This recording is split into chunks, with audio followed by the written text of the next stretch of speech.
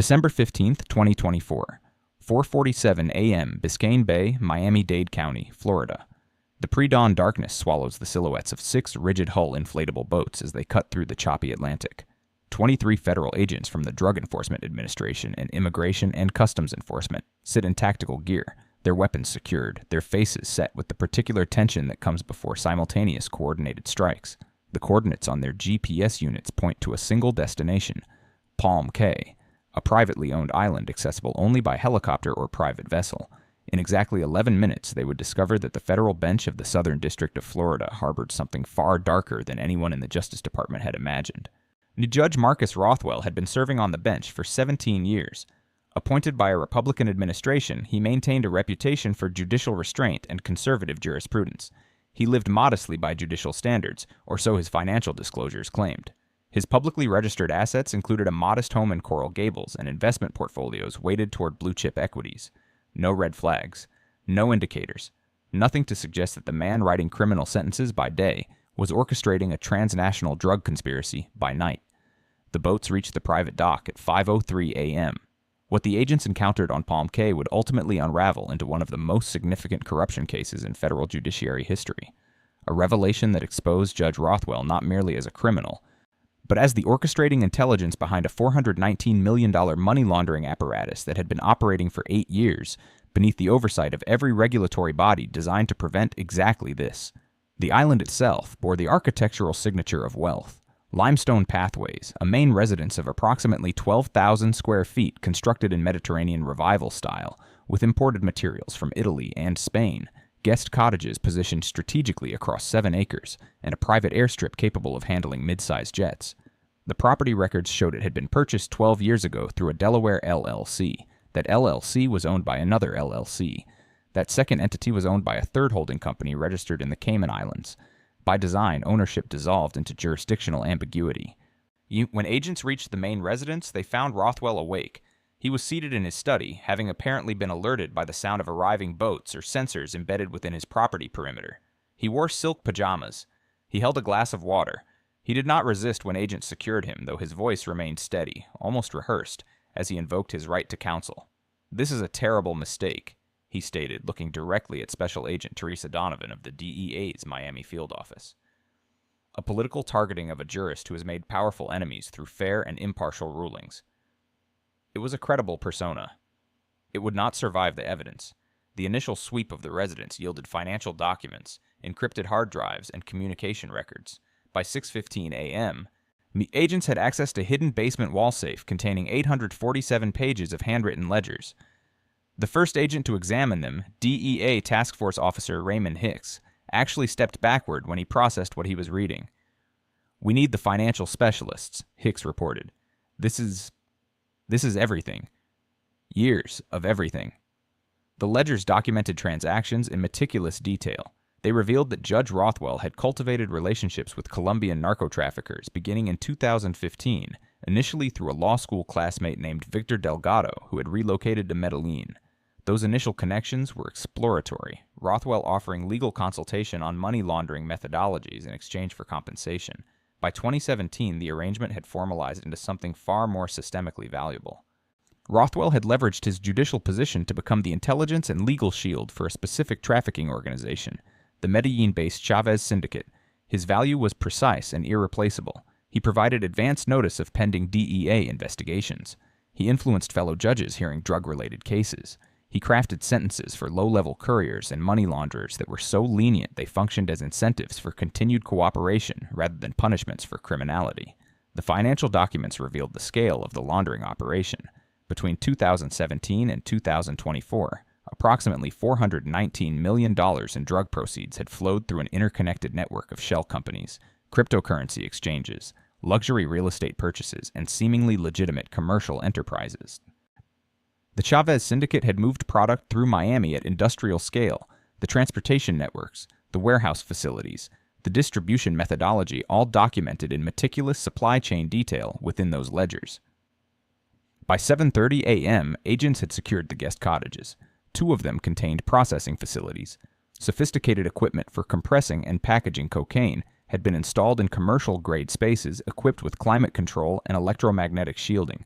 The residue testing indicated consistent operations at that location over months.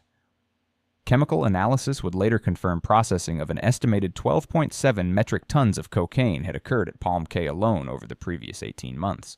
12.7 tons. The figure dominated the headline that would eventually appear in every major American newspaper. As evidence collection continued on the island, coordinated raids were simultaneously executing at 17 other locations across South Florida. Delgado was arrested leaving a restaurant in Wynwood. 3 money launderers connected to cryptocurrency operations were taken into custody at commercial addresses in downtown Miami. The owner of a shipping company allegedly used to transport narcotics was detained at Miami International Airport. By 10 a.m., federal agents had apprehended 12 individuals across the conspirator network. The most significant arrest, however, occurred at a private banking establishment in Brickell. There, agents found Victor Delgado's personal banker, a man named Samuel Ortiz, who worked for a small, boutique financial firm that catered to high-net-worth individuals seeking privacy and discretion. The bank's records revealed that Ortiz had personally facilitated 247 transactions totaling $267 million of the overall $419 million figure. He had obtained legitimate banking credentials. He had maintained sophisticated knowledge of reporting thresholds and suspicious activity protocols. He had deliberately structured transactions to evade detection. He had provided Rothwell with quarterly financial reports itemizing profits generated from narcotics distribution in precisely the format one might expect from a legitimate investment advisor. By noon on December 15th, the United States Attorney's Office for the Southern District of Florida had prepared the initial indictment. Federal prosecutors began drafting press releases. Attorney General Kristen Hayes would address the nation at 3 p.m. Over a period of 8 years, Hayes stated from the Department of Justice building in Washington, a sitting federal judge systematically betrayed the integrity of the American judicial system. Judge Marcus Rothwell used his position to protect international narcotics traffickers. He leaked investigative information to criminals. He influenced sentencing in cases where he held no legitimate judicial responsibility. He accumulated personal wealth exceeding $87 million through direct participation in money laundering schemes. This is not a case of isolated corruption. This is a case of institutional betrayal of the highest magnitude. The Attorney General then provided the operational details that would shock the legal community and beyond. Agents have seized 12.7 metric tons of cocaine from processing facilities on a private island owned by the defendant. Financial forensics have documented $419 million in laundered proceeds flowing through banking systems, real estate transactions, and cryptocurrency exchanges. We have arrested 14 individuals directly connected to the conspiracy. We have frozen $203 million in identified criminal assets. The investigation is ongoing. Additional arrests are anticipated. The room erupted in questions. The press conference continued for 45 minutes as journalists demanded elaboration on specific revelations. How long had law enforcement suspected Rothwell? Why hadn't previous financial disclosures triggered investigation? What was the scope of criminal activity that he had protected through his judicial authority? Would other judges be implicated? By evening, every news outlet had seized upon the narrative. The image that dominated broadcasts was singular and powerful. A federal judge, 72 years old, being led from a detention facility in a gray suit, his face composed but his credibility obliterated. The contrast was deliberate and devastating. The man who had sentenced criminals to decades of imprisonment had himself been operating as the most sophisticated criminal in the network. Over the following 72 hours, additional evidence emerged from forensic analysis of the recovered devices. The encrypted hard drives contained detailed communications with Delgado, spanning 8 years. They revealed that Rothwell had provided advance warning of 17 pending DEA operations. 11 of those operations had been subsequently abandoned or redirected based on his intelligence. The syndicate had therefore evaded approximately 340 kilograms of cocaine seizures and prevented the arrests of 8 significant trafficking lieutenants. The financial documents revealed something equally damaging, a recorded conversation from 2019, in which Judge Rothwell explicitly discussed his judicial authority with Delgado. The sentencing guidelines are merely suggestions, his voice stated on a recovered audio file. I interpret them based on judicial discretion. Your people will receive treatment that reflects their cooperation with appropriate authorities. That appropriateness meant sentences that were 60 to 70% below statutory minimums for identical crimes prosecuted in other districts. A money launderer who would have received 12 years in the Northern District of Florida received 4 years under Rothwell's authority. A cocaine distributor who faced 15-year minimums received 6 years. The pattern was mathematically consistent and criminally intentional. The broader investigation revealed the mechanism of Rothwell's recruitment by the Chavez syndicate. In 2015, his law school classmate Delgado had approached him ostensibly to discuss a commercial real estate transaction. Delgado had offered him a 35% investment opportunity in what was described as a legitimate hospitality venture in Colombia. Rothwell had invested $150,000. The returns had exceeded 40% annually, a figure too high to derive from genuine hospitality operations but sufficiently plausible to maintain judicial deniability should questions arise. By year 3, when Rothwell understood the actual source of those returns, he was already deeply financially entangled. His justification, as later documented in psychiatric evaluations, centered on rationalization.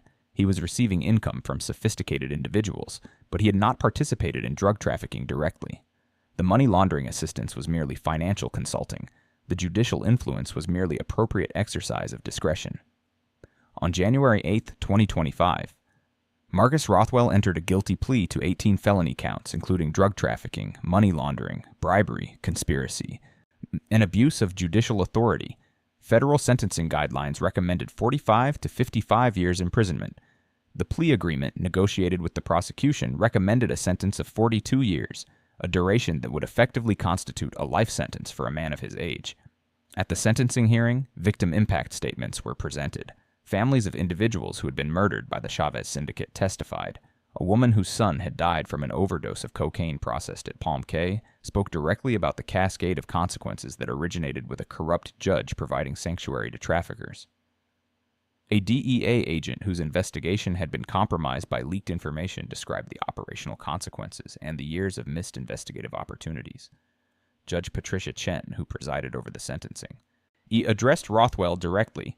"You took an oath to uphold the Constitution and the laws of the United States. You inverted that oath into an instrument of systematic betrayal. You transformed the moral authority of the federal bench into a commodity to be sold to international criminals. The sentence this court imposes reflects not merely punishment, but the gravity of your breach of the public trust." The sentence was 42 years. The investigation ultimately expanded to include 47 individuals across law enforcement, banking, and government sectors who had various levels of awareness regarding Rothwell's activities, or had themselves been corrupted by the Chavez syndicate. 4 other federal judges required investigation due to suspicious sentencing patterns in drug cases, where information later traced to Rothwell's intelligence sharing. 2 judges were ultimately convicted of lesser corruption charges. The Department of Justice commissioned a comprehensive review of federal sentencing patterns in the Southern District of Florida, spanning the previous 8 years. The analysis revealed anomalies in Rothwell's sentencing methodology that suggested his influence had corrupted case outcomes beyond the specific conspiracy counts. Approximately 127 individuals previously sentenced by Rothwell petitioned for resentencing based on the revelation of judicial corruption. Approximately 84 of those petitions were ultimately granted. The financial forensics evolved into the most complex money laundering investigation the IRS Criminal Investigation Division had conducted in a decade. Assets totaling $571 million across multiple jurisdictions were eventually identified as connected to the conspiracy. Asset forfeiture proceedings recovered $403 million, with proceeds directed to victim restitution funds and federal law enforcement operational budgets. The Chavez syndicate itself suffered catastrophic operational disruption. With Rothwell's intelligence apparatus dismantled, the organization lost its most sophisticated protection mechanism. The DEA subsequently executed operations that resulted in the arrest of 37 additional trafficking conspirators and the seizure of an additional 47 metric tons of cocaine in Miami area warehouses. The syndicate's cocaine distribution capacity in South Florida was reduced by approximately 68%. By March 2025, the public narrative had crystallized into a specific historical frame. Operation Island Judge represented both the apex of sophisticated criminal corruption and the capacity of federal investigative systems to ultimately detect and prosecute even the most seemingly protected offenders. The case established new protocols for financial monitoring of judicial assets, enhanced communication security for DEA operations, and revised oversight procedures for federal judges with access to sensitive law enforcement information. On an operational level, the case demonstrated that systematic corruption, however sophisticated and however protected by institutional authority, ultimately produces discoverable evidence. Or the ledgers, the communications, the financial transactions, the chemical residue, all of it created a documentary trail. The conspiracy required too many moving parts. It required too many people. It required too many transactions. Entropy eventually overwhelms concealment. The morning after sentencing, Judge Patricia Chen remained in her office as night descended across Miami. She reviewed the case file one final time, the photographs of the processing facility, the ledgers in Rothwell's own handwriting, the recorded conversations, the financial documents. She thought about the 8 years that the conspiracy had operated openly. She thought about the cocaine distribution that had continued undetected. She thought about the murders connected to drug violence that had originated with product protected by a federal judge. Then she began work on her next cases, carrying the weight of the revelation that the institution itself could harbor its own corruption, and that eternal vigilance remained the only appropriate response to that possibility.